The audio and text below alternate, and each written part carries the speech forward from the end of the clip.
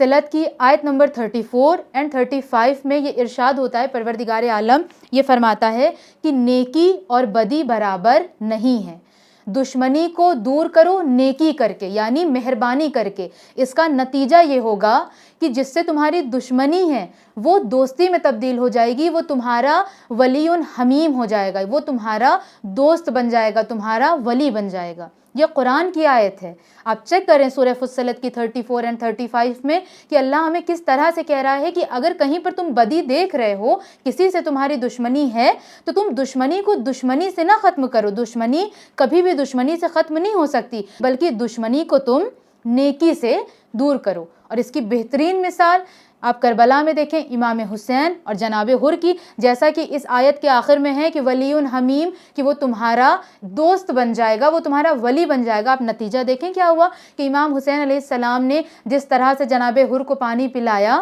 اور جس طرح سے وہ جناب حر کے ساتھ پیش آئے، تو نتیجہ کیا ہوا؟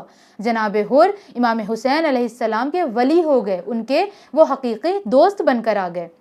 یا آپ دوسری مثال دیکھیں، رسول اللہ کے زمانے میں وہ ضعیف عورت جو رسول اللہ کے اوپر مسلسل کوڑے پھینکتی تھی، غلاظتیں پھینکتی تھی، اور جب ایک دن وہ بیمار ہو گئی، وہ نہیں دکھی اور رسول اللہ اس کی عیادت کو گئے اور اس کے لیے دعا کی، تو وہ بہت زیادہ تعجب میں پڑ گئی کہ جس کے لیے میں اتنی زیادہ غلاظتوں کو جمع کر کے رکھتی تھی کہ وہ آئے گا تو میں اس کے اوپر غلاظتیں پھینکوں گی، کوڑا پھینکوں گی، آج وہ میرے سامنے آیا ہے اور میرے لیے دعائے خیر کر رہا ہے۔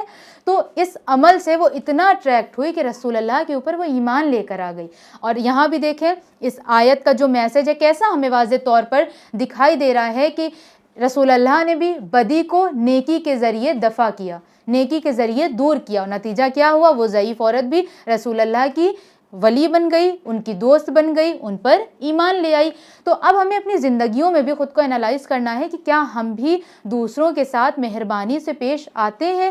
ہمارے لیے دوسروں کے ساتھ مہربانی سے پیش آنا بے حد ضروری ہے۔ نمبر 1، اللہ خود مہربان ہے، اللہ نے خود کو رحمان اور رحیم کہا ہے، اور اللہ کے اندر جتنی بھی صفتیں ہیں، اللہ حدیث قدسی میں یہ فرماتا ہے کہ میں چاہتا ہوں کہ میری تمام صفات بندہ اپنے اندر اتارے، بندہ اس کو فالو کرے۔ مطلب اگر میں رحمان ہوں تو بندہ بھی اپنے اندر رحمانیت کو اتارے، وہ بھی دوسروں سے مہربانی سے پیش آئے۔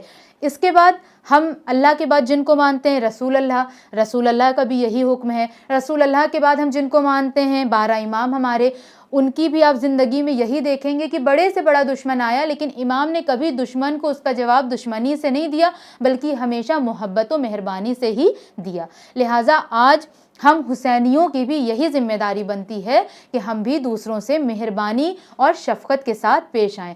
امام علی علیہ السلام فرماتے ہیں کہ جب 2 لوگ آپس میں مہربانی کے ساتھ پیش آتے ہیں تو خدا کی رحمت جوش مارتی ہے۔ اور یہ جو مہینہ ہے، کیونکہ عزاداری کا، مجلسوں کا مہینہ ہے، یہ ہمارے پاس ایک بہت اچھی اپورچونٹی ہے، کیونکہ اس میں ہم بہت سارے لوگوں سے ملتے ہیں، اس میں ہمیں دوسروں کے ساتھ نیکیاں کرنے کا بھی موقع ملتا ہے، دوسروں کے ساتھ مہربانی سے پیش آنے کا بھی موقع ملتا ہے۔ لیکن اب یہ ہمارے اوپر ڈیپینڈ کرتا ہے کہ اس عزاداری کو، ان مجلسوں کو، ان اعمال کو ہم کس طرح سے یوٹیلائز کرتے ہیں۔ ناظرین محترم، امید کرتی ہوں کہ آج کے اس پروگرام سے آپ نے کافی استفادہ کیا ہوگا۔ آپ سے ملاقات ہوگی ہمارے اگلے ایپیسوڈ میں، تب تک بنے رہیں چینل ون کے ساتھ۔ والسلام علیکم ورحمۃ اللہ وبرکاتہ۔